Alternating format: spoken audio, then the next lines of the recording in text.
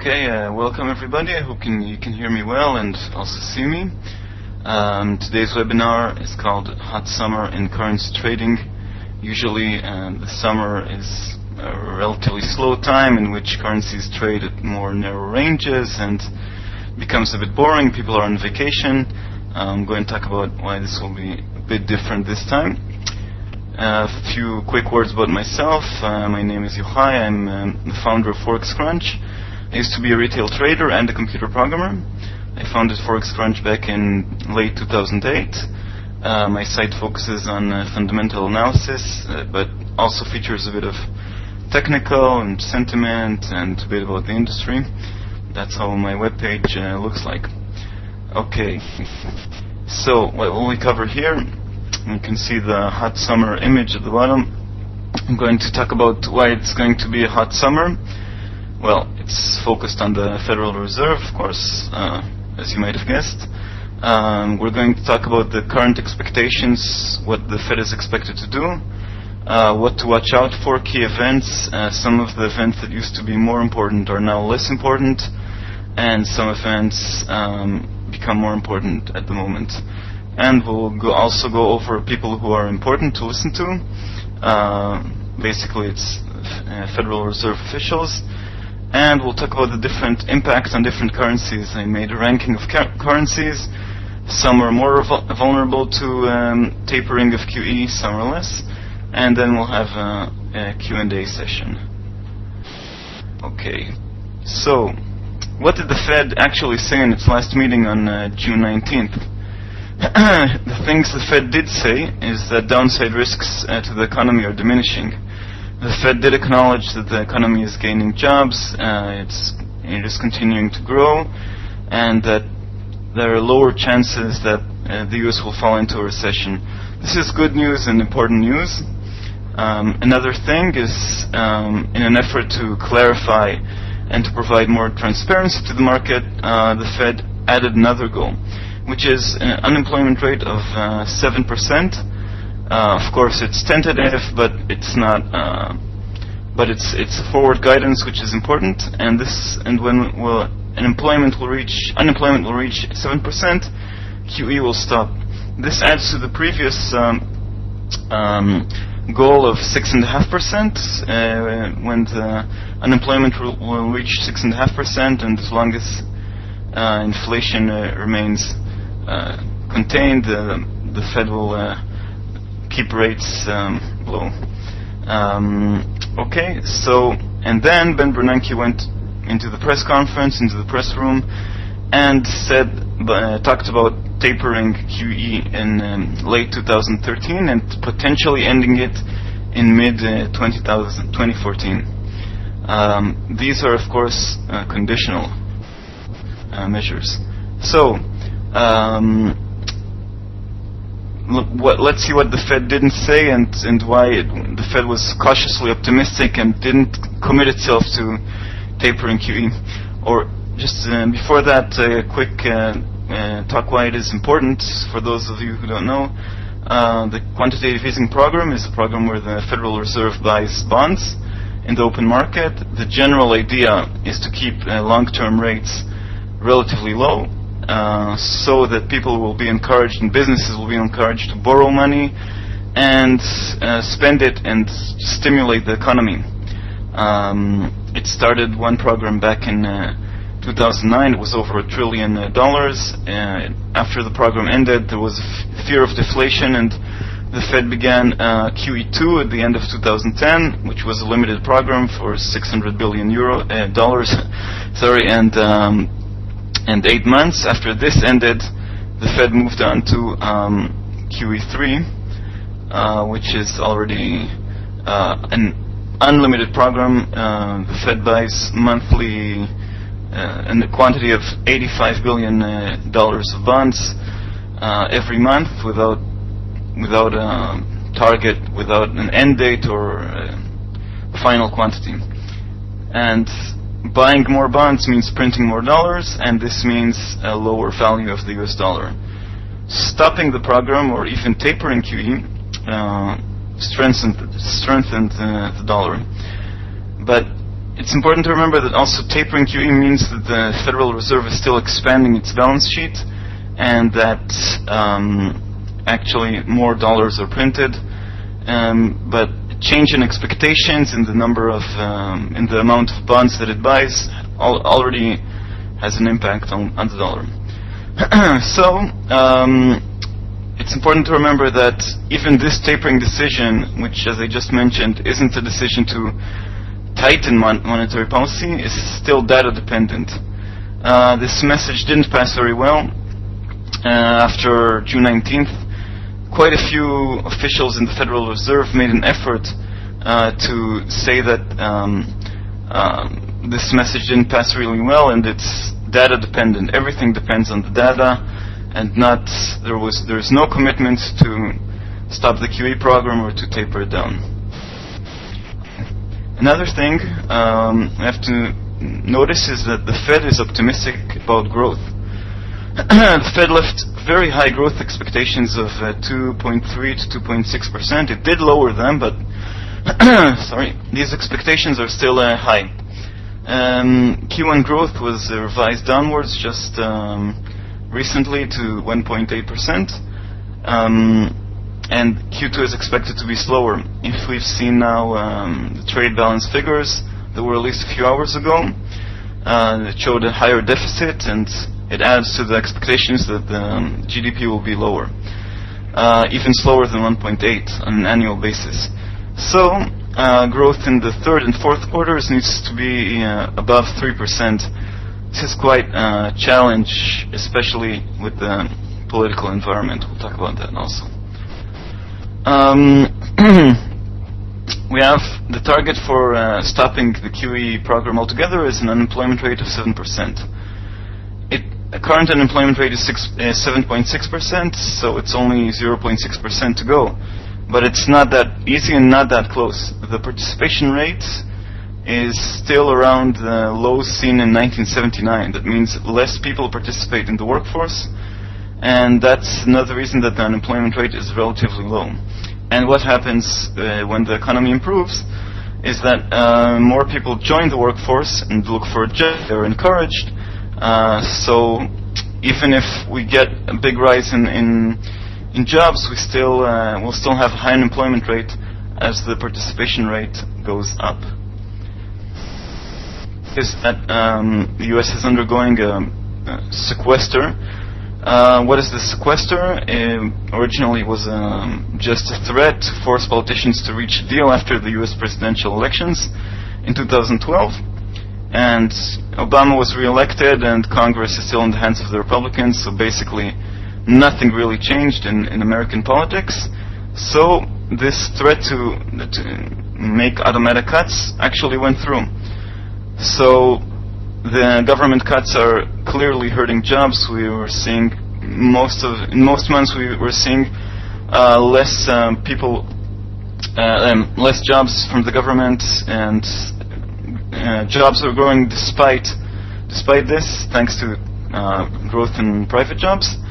And another thing is the sequester does work in terms of burning less cash.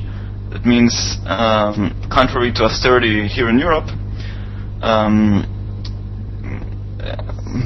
making cuts actually lowers the deficit and doesn't lower also the tax revenue. So with the debt ceiling moving a bit further away, with less pressure to cut to reach a deal on long-term spending, politicians are really taking their time, also around the sequester. So what happens now is the Fed wants and clearly said that the government will change its policy, will make less cuts in the short term and maybe more cuts in the long term, but the government isn't going to move too much. So that's another weight on growth and what makes the Fed too optimistic. Okay, so after Ben Bernanke's press conference, headlines came out that the Fed will probably taper in September. It might happen also in October, depending on the data, and QE in the middle of 2014. And perhaps starting raising interest rates in 2015. It's important to remember that this is still an accommodative policy, still loose monetary policy, and as I just mentioned, the expectations are quite optimistic. Okay, so what events should we watch out for? First and foremost, the non-farm payrolls report. This has always been the king of forex trading. It's the event that moves the market the most. The 200,000 job gains figure, monthly job gains in non-farm payrolls, is considered to be the magic number.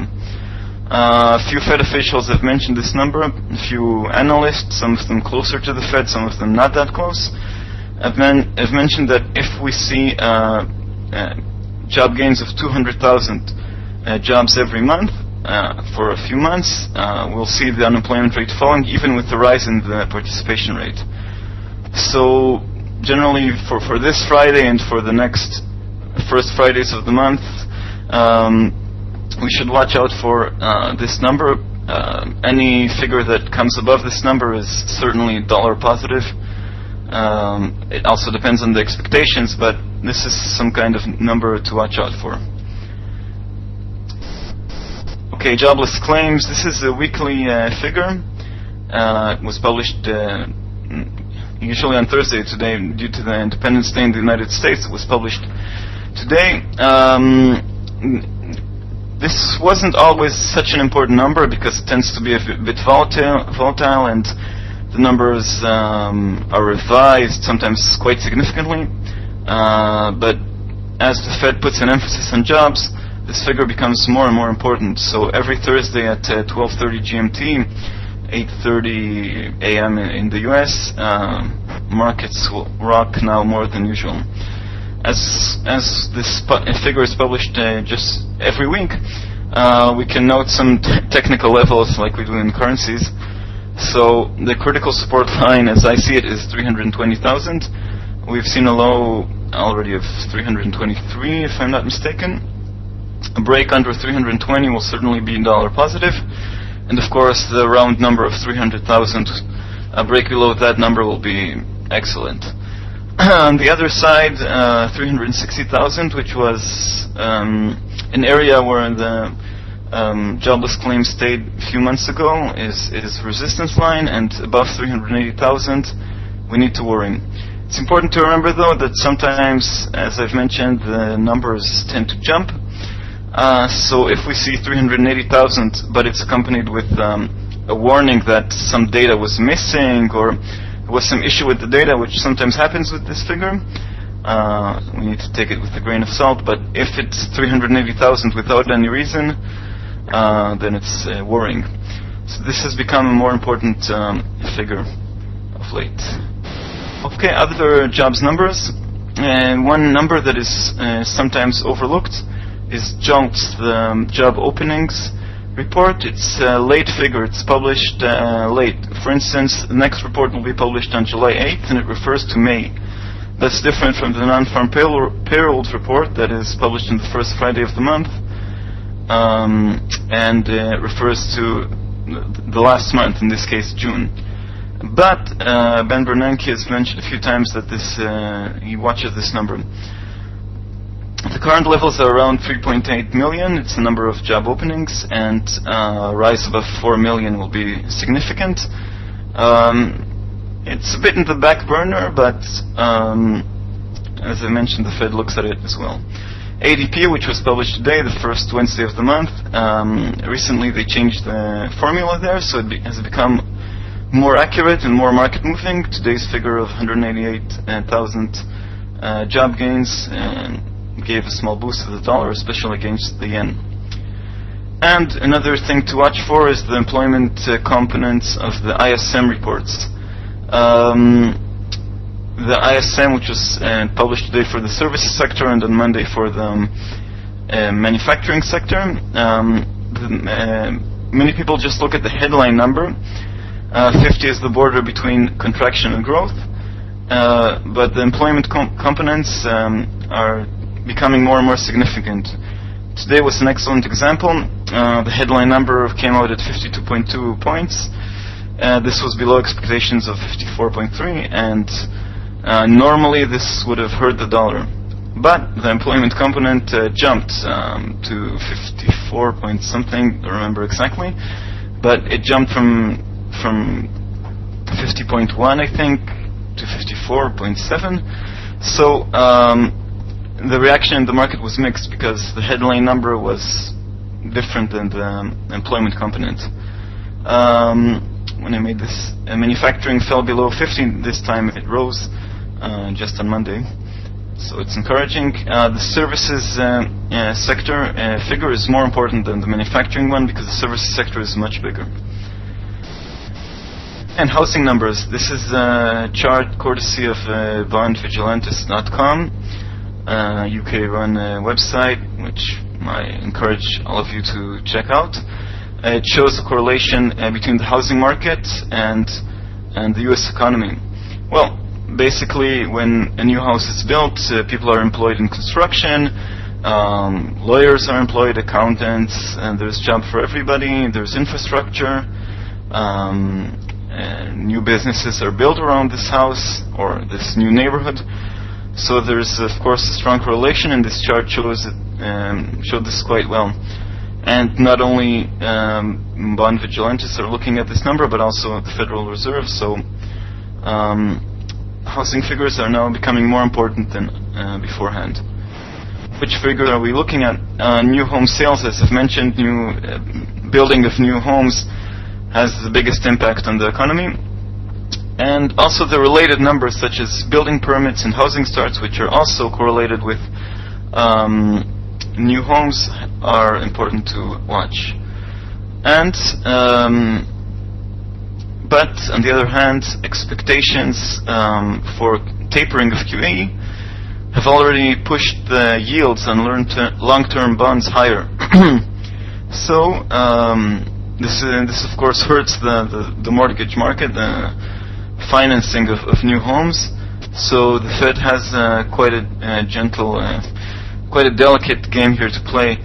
On one hand, the Fed wants to control expectations and that the market will know that one day this program will end and it will come sooner rather than later.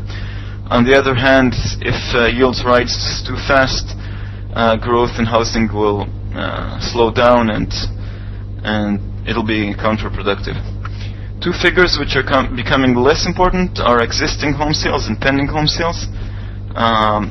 Most of the market is existing home sales and not new home sales, but with the current environment, this figure is becoming less important than usual, and it has less impact on the US dollar.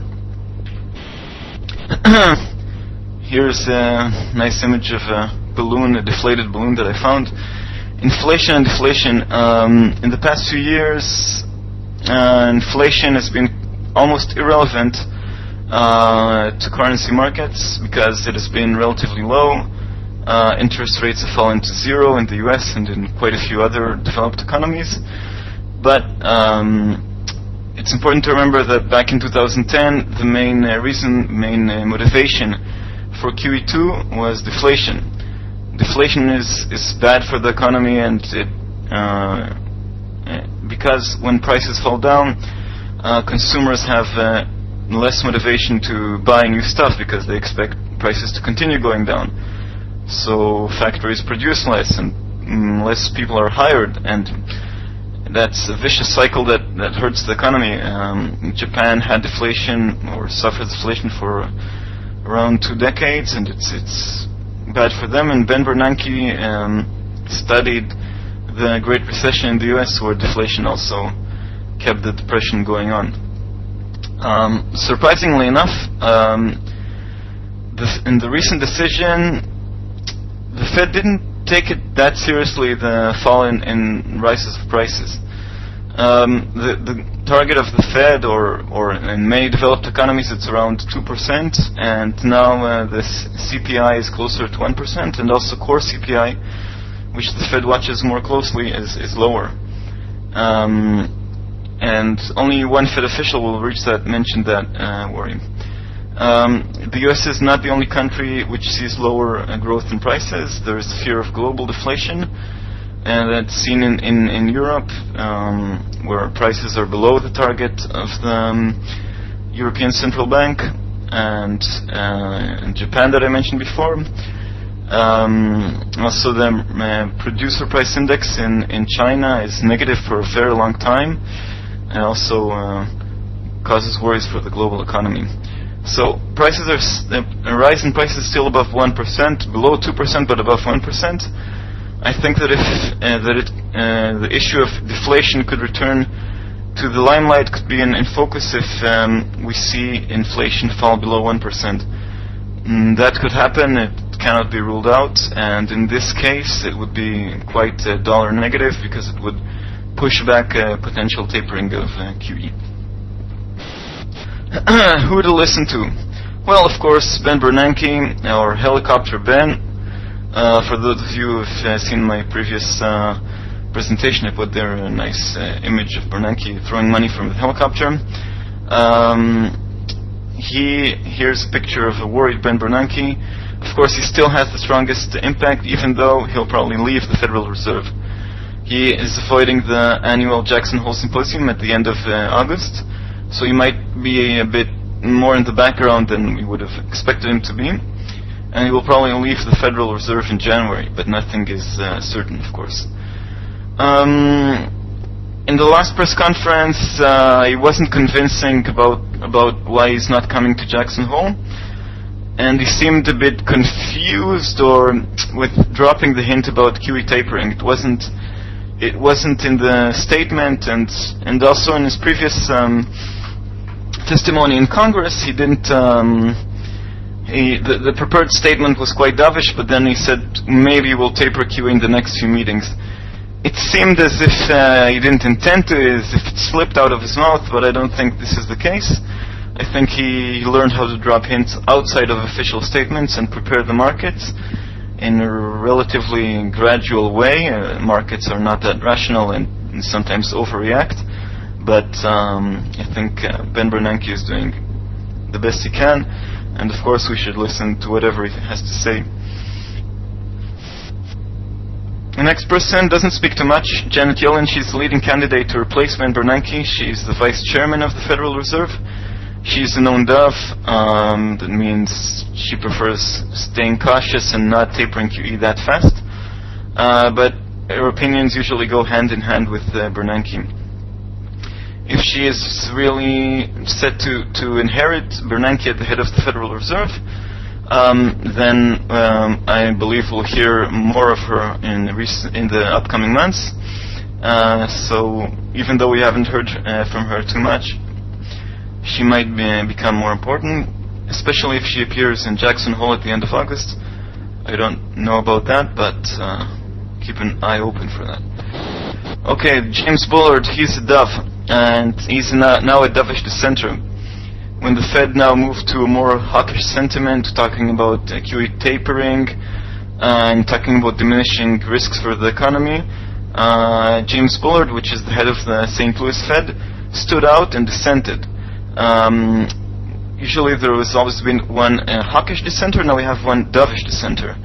So he's the one who mentioned inflation. He also released a statement 1 or 2 days after the Fed decision, explaining in lots of detail why he dissented. Usually Fed officials have different opinions, but they do stand elbow to elbow, more or less, together with Ben Bernanke. This time he really stood out. He talks more about inflation, as I mentioned, and if he turns more hawkish, if he talks more about QE tapering, it should be very dollar positive, because he now stands, he's seen as a dove. In general, when a dove turns hawkish, it's of course dollar positive, and when a hawk turns dovish, it's dollar negative, and we should watch out for the changes. John Williams, he's the head of the San Francisco Fed. He used to be a dove, but he turned to be a hawk a month ago or so. He mentioned that QE could that we could see a tapering of QE somewhere in the summer. His words had a significant impact on the markets, and his influence is rising, so we should watch out for him. Watch out for his new statements. well, as I mentioned, of course, especially if he turns dovish once again. And Bill Dudley, he's the president of the New York Fed. That's the most powerful regional Fed that works very closely with the big banks, which, as we all know, have big influence on the U.S. economy and on policymakers. Last time he made a dovish speech, it fell on good data, so it didn't receive enough attention. I think Dudley will have more impact during the summer. And the last one for now, out of all the Fed members, we're not going to talk about everybody, is Esther George. She's the head of the Kansas City Fed. She has always been the hawkish dissenter in the recent Fed decisions. She doesn't change her mind too much, but if she becomes a bit more dovish, if she thinks that tapering shouldn't happen immediately as she thinks now, the dollar will of course weaken. Okay, so let's talk about currencies. Here's the ranking of currencies I made in case that tapering really comes, and from the weaker to stronger ones. Well, when I prepared this presentation, I didn't know that the Aussie would fall to the 90 handle, which we've seen, 90-cent handle, which we've seen today, but apparently the Aussie is on its way down. Okay, let's start. So, the Aussie is a commodity currency. Everything is going against the Australian dollar recently. There's been lots of talk in Australia about the end of the mining boom, and there are quite a few signs. Projects have been cancelled or been scaled down due to mostly signs of less Chinese growth. The new Chinese regime, the new Chinese leadership is taking some action to curb actions of the banks there, and taking a different policy, not fearing slower growth. And this is weighing, of course, on the Australian dollar. Australia also has some internal weakness. This weakness is, other sectors apart from the mining industry are not doing that well. Housing is slowing down, retail sales, and the Aussie is hit by lots of bearish forecasts. I'll mention the boldest one. John Taylor of FX Concepts said a month or more ago that a very cautious forecast would be to see the Aussie fall to 90 cents, and a more bold one was to see 60 cents, the Aussie dollar to the US dollar. So we're very close to 90 cents now, and there are lots of other forecasters who see the pair falling. So if there is less money from the United States, the Aussie is very vulnerable. Second one is the New Zealand dollar. It's just too close to Australia, and it follows the Aussie too much. There's the basic difference between commodities is that commodities from New Zealand are mostly food, which people need to eat, and Australia has more metals, which are consumed a bit less. Nevertheless, the New Zealand dollar is still seen as a commodity currency, and something I forgot to mention about the Aussie, but the central bank, also in New Zealand and also in Australia, both central banks want to see weaker currencies, and the central bank in New Zealand, the RBNZ, also admitted that it intervened. So also the New Zealand dollar could be quite vulnerable in case of QE tapering. The euro, most popular currency or currency pair in the world, euro dollar. There are signs of weakness in the eurozone, even though here in Spain we've seen some better employment numbers, and in Germany we've seen better PMIs. The situation is still quite fragile. There's now a political crisis in Portugal, and we've had a political crisis in Greece, and it's still unsure if the IMF will stay on board with the Greek bailout. This presentation is not long enough to talk about all the European problems, but there is the euro is still vulnerable. The euro could remain more stable because policymakers would not want to rock the boat before the German elections on September 22nd. You can watch the previous webinar I gave on the strength of the euro, and there are more details about why I think euro might fall after those elections. Swiss franc. Well, I found here some kind of image which shows the peg of the Swiss franc to the euro. So these currencies they usually go hand in hand. So if the euro will go down, the Swiss franc will follow, but the Swiss franc is still some kind of partial safe haven. So it might be less vulnerable than the euro. I personally don't like the Swiss franc and the Swiss franc pairs, so I don't follow that too closely. Japanese yen. Here's Shinzo Abe, or Superman, if you wish. Yes, the BOJ, the Bank of Japan, has an ambitious QE program it presented in April, and the government is making quite a few stimulus plans. The yen is weakened, but corrected afterwards. There are elections in less than 3 weeks on July 21st, and for the upper house, Shinzo Abe is the prime minister after winning elections for the lower house, and in the elections for the upper house, he's expected to take another landslide victory, so we might see more action after this round of elections. On the other hand, the yen is still some kind of partial safe haven currency. When there are worries about China, about US growth, about Europe, everywhere, we see money flowing into the yen. So if there is tapering of QE, the yen would fall, but the Bank of Japan, the Japanese government would like to see current levels, so I don't see the pair falling too much. And next, even stronger is the British pound, in my opinion. Despite weak growth in the QE program, Mark Carney, his face is here on this image of 20 pounds. Mark Carney, which has been the governor of the Bank of Canada, has a limited scope to act, in my opinion. There is still high inflation. And another thing boosting the pound is that it is a regional safe haven. That means that if there's a crisis in the Eurozone, we see flows into the pound. Also from expats here in Spain, but from around the continent, rich people in Greece, rich people in France, everywhere. It's still a bit unknown what Carney will do. It's still an open question. We'll learn tomorrow.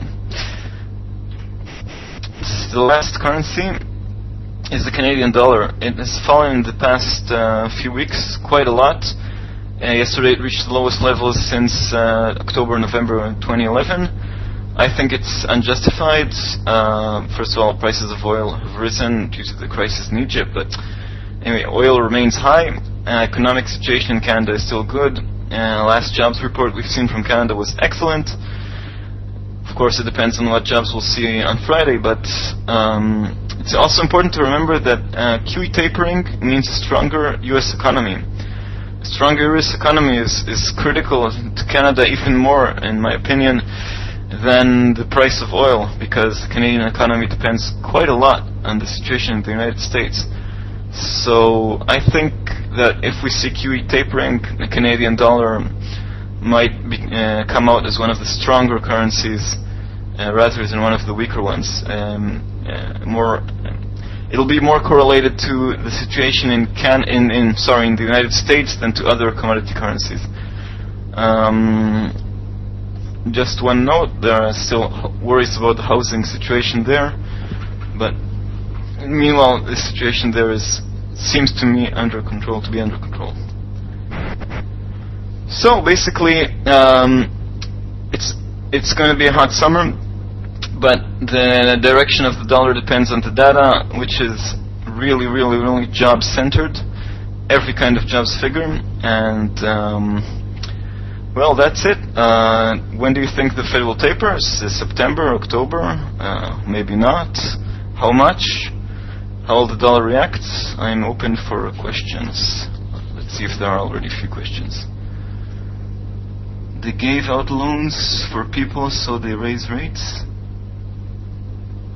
Regarding commodities in relation to that people want to eat, maybe I'll clarify that point. I talked a bit fast about that. So what I wanted to say is that New Zealand exports milk, for example, or meat, sheep or cows and things like that. People still need to eat in China, in Korea, in Japan, in all the countries that New Zealand exports to. On the other hand, Australia exports metals, iron ore, copper, among other things, of course. So if China doesn't grow that fast, if it builds less roads, airports, houses, if there's less urbanization, it needs less commodities. But on the other hand, if we look at New Zealand, even if China slows down and people eat less quality food or expensive food, they still need to eat. So if there's a big slowdown in the world, I think New Zealand will suffer less than Australia from less consumption of commodities. I hope this clarifies this point. Eat rice, yeah. Yeah, that's what they did for lots of years, and they changed their habits in the past few years. They drink more milk and they eat more meat. What is the outlook for DXY? I think the dollar index, I think the general direction in general for the US dollar is that it'll go up. The economic situation in the United States is still stable. It might take more time on tapering, but I think that generally dollar index will go up. It's important to remember that the dollar index is a bit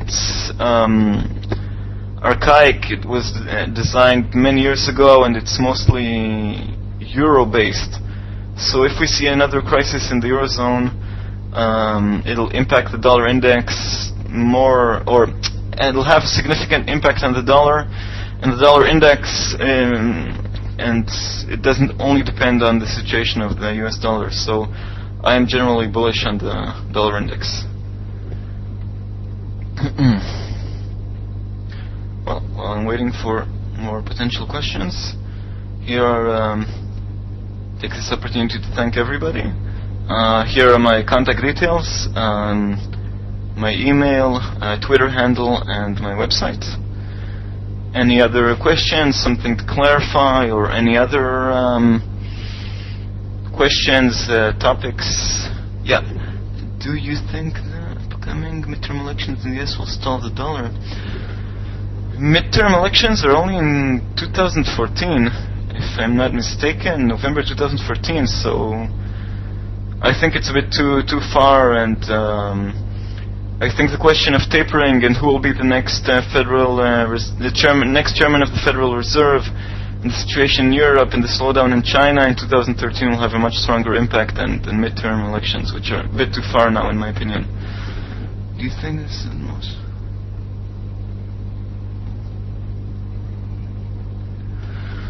No, I don't think you should trade. You should avoid the trading during August. I think that due to the, yes, August is a weaker month in terms of volume and liquidity, but it's not dead like around Christmas and New Year's and those holidays.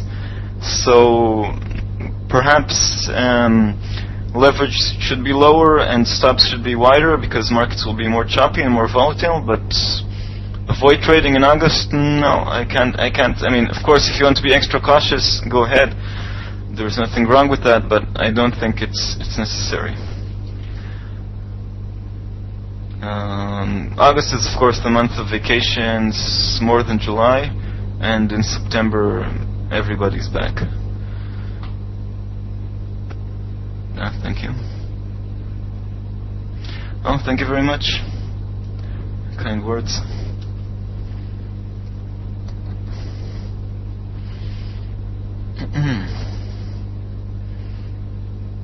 Any more questions?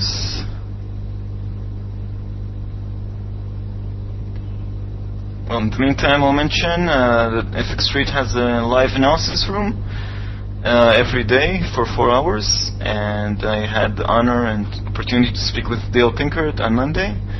And if everything's okay, we'll speak again soon. And so you're welcome to join. As far as I know, it's free.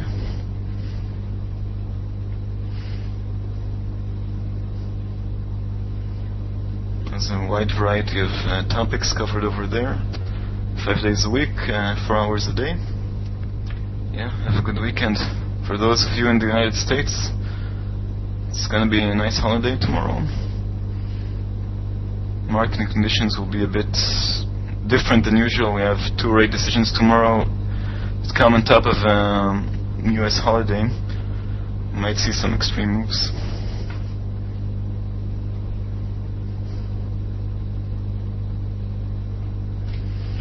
Yeah, there you have in the chat a link to the live analysis room.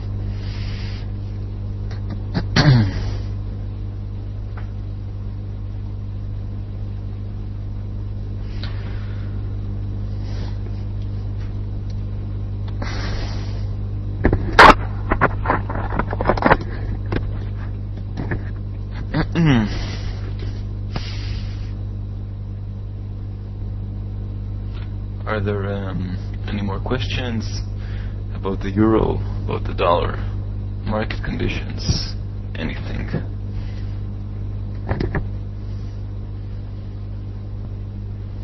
Is anybody here trading the non-farm payrolls on Friday? Love to just watch. Yeah, it's always fascinating. In non-farm payrolls, sometimes we see the market is taking one direction and then shooting to the other one. Yeah, too much risk. You really need wide stops, and with some brokers, execution is problematic or hard to hit the price you want during these times. No, I don't trade it.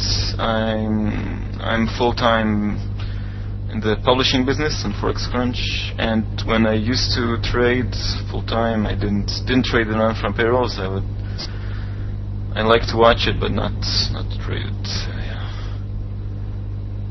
I think it's very exciting, but could be painful. How did I get into the publishing side of Forex? Well, I used to work as a computer programmer, and I had my own personal blog for quite a few years, and I traded, and I had opinions about the markets, and I wanted to share my opinions, and well, I had lots to write about in 2008, 2009, and then became a full-time business. Yep, that's right. Oh, thank you very much. Yeah. Having been a trader, I also knew my weakness. I mean, now I know the weaknesses I had then, which is if I would be trading now, my nose would be stuck to the screen. I wouldn't be able to publish, and I wouldn't be able to think with a clear and clean head. Yeah, we all need the markets to move in volatility, and ranging markets are boring and not that profitable, but the non-farm payrolls is a bit too volatile. Oh, another question. Okay, why do you think the China currency doesn't play more into trading? What do you mean? The issue of currency manipulation of China, or something else? Well, anyway, I think that the Chinese yuan is quite balanced at the moment. It used to be undervalued. The Chinese held their yuan lower than it should have been due to, it helped their exports. At the moment, the currency has appreciated, and on one hand, and in addition, the Chinese economy has slowed down. So I think it's currently also U.S. policymakers know that the Chinese yuan is quite balanced, and if it would be allowed to free float, it wouldn't move too much. So during the U.S. presidential elections, it has been an issue, one of the topics on the agenda in the U.S., the Chinese currency manipulation, but I think elections are gone, and so is this topic. Okay, guys, that'll be all for today. Thank you very much for attending. I hope to see everybody soon. I hope you enjoyed it. If you have additional questions, send them by email. It's the best form. And, well, that's it. See you soon, and wish you all successful and happy Forex trading. Bye-bye.